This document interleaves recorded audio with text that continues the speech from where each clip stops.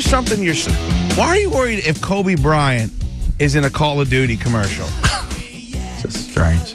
Oh my God, is there nothing else? And you want to sound intelligently speaking about it too. You think that's what we're going through, huh? That's what you're going through.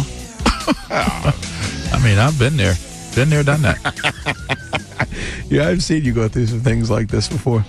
All right, 800-636-1067. Let's get back to these phone calls here. Again, if you didn't hear it yesterday, Wise and them played it today. At the beginning of the show, I kind of went a little crazy about the Redskins.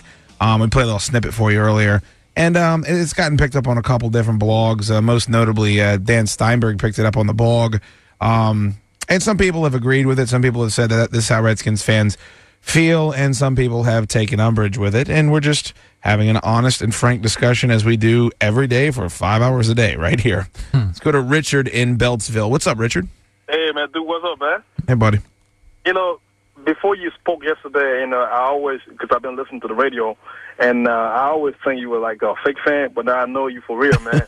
Look, I tell you this, I was going to call you yesterday, but you guys have a short program. Yeah. And I was going to say, look, man, if you needed my voice, I could give it to you, but we had to talk to God to actually make that happen.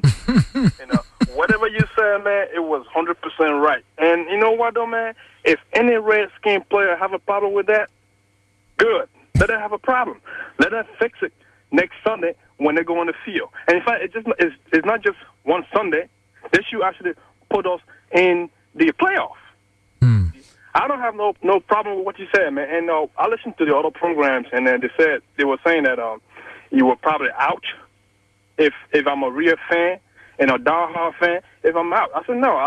I listened to what he said yesterday. He never said that. No. And he was just speaking his heart off, and this is what really happened. I watched the whole program yesterday. On Monday, I was disappointed, and I feel this way, man. I went through a whole season last week, 4-12. I was hurt, but I still watched them, And when we lost our game on Monday, I'm feeling like this, man. I'm saying, are we going to go through the same old thing again?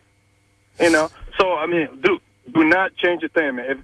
I would expect you to say the same thing again. Replay what you said on Tuesday. It was pretty good. Thank you, Richard. Thank you, buddy. Appreciate that. Yeah. Well, if you thought I was a fake fan, I don't know what I did to make you think that, but I'm glad you think otherwise now. And then, I heard the whole thing where people were on the station saying that I'm no longer a fan. Dude, again, if you're no longer a fan, you don't talk that way. You don't speak that way. It doesn't matter to you anymore.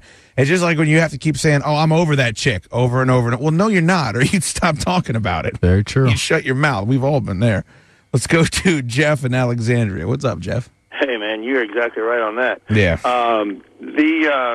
I wanted to call and thank you for yesterday because you said everything that I haven't been able to say for the last 10 years of the Dan Snyder regime in this area. I had season tickets. I guess my number came up probably 6 or 7 years ago, and I was really excited to get those tickets, and I let them go. And I finally got it after so many years. But my family is just like your family. My grandparents had season tickets when the Redskins came from Boston in 1937, and they had them all the way up to the 60s. And we used to bleed that stuff. We'd sit every Sunday watching the games, and I still sit and watch the games every Sunday. But you hit it right on the head, exactly what everybody needed to hear, and they should play it on a continuous loop at Redskin Park this week. Now, LaVar, what you said about teammates and family and everything else is exactly 100% right as well. Because I know that Portis and McNabb and Cooley and those guys, they don't know me from Adam. But I know that every week I see in the paper, get there early, 12th man, get there early. Mm-hmm. They're all counting on me to make the stadium nice and loud for the home field advantage. That's right. So in that respect, we all are teammates. Mm-hmm. And I'm really tired of sitting there and watching this stuff every week. So I'm right with you guys. And I put it on my Facebook page, and I encourage everybody else to do it too, so that everybody can hear that. And I'm saying, man, run that thing on a loop at Redskin Park, because they all need to hear it. Thank you, Jeff. I appreciate that, buddy. Very kind words, and thank you for listening to the show.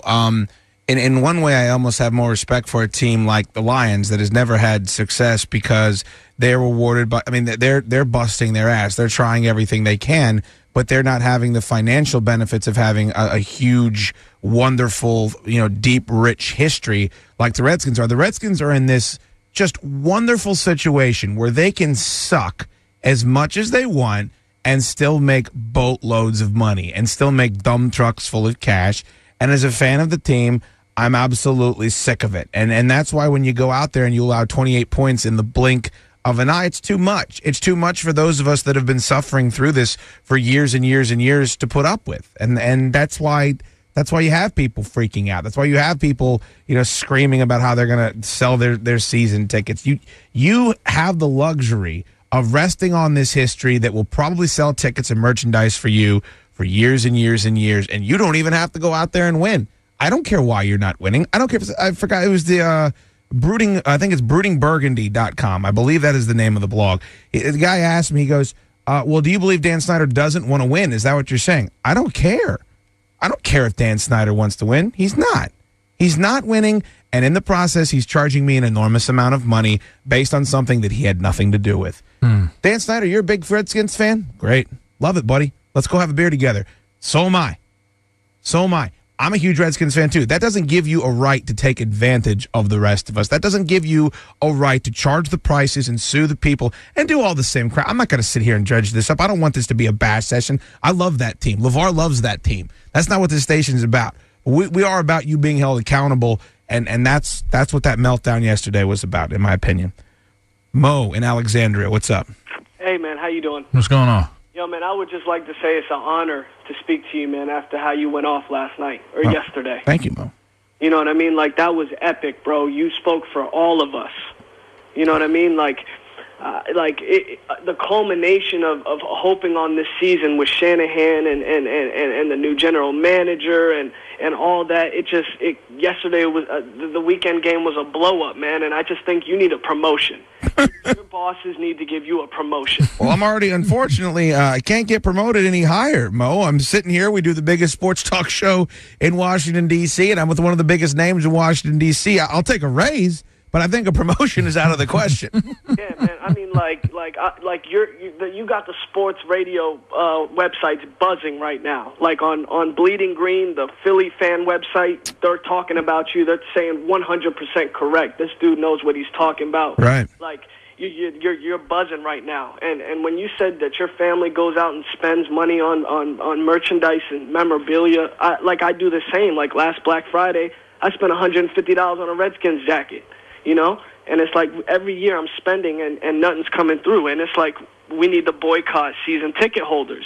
You know, people that buy season tickets, just boycott it. Just go on Craigslist, man. Spend you $130. Go to the nosebleeds because that's what they deserve. They need people buying nosebleed tickets instead of season tickets, man. Dan Snyder's pockets are way too filled, and I think that's what the real problem is. Thank you, Mo. I appreciate it, man. I don't know. I don't want to advocate a boycott. I don't want to tell people what to spend their money on. I can only speak for myself, and that's why if you think that was contrived, if you think that was some sort of agenda being spilled out onto the airwaves, great. What do I tell you? I can only tell you that it came from the heart and it was genuine. If you are sending the nice comments over for what we had to say on the show, thank you very much. If you disagree, feel free to disagree. It's America. It's the greatest country that there ever was. When we come back, we're going to talk about a winning Washingtonian team. Smoke and Al Koch, and we'll talk some Caps with us right here on the McDonald's Hotline after an update from Liz Draybeck.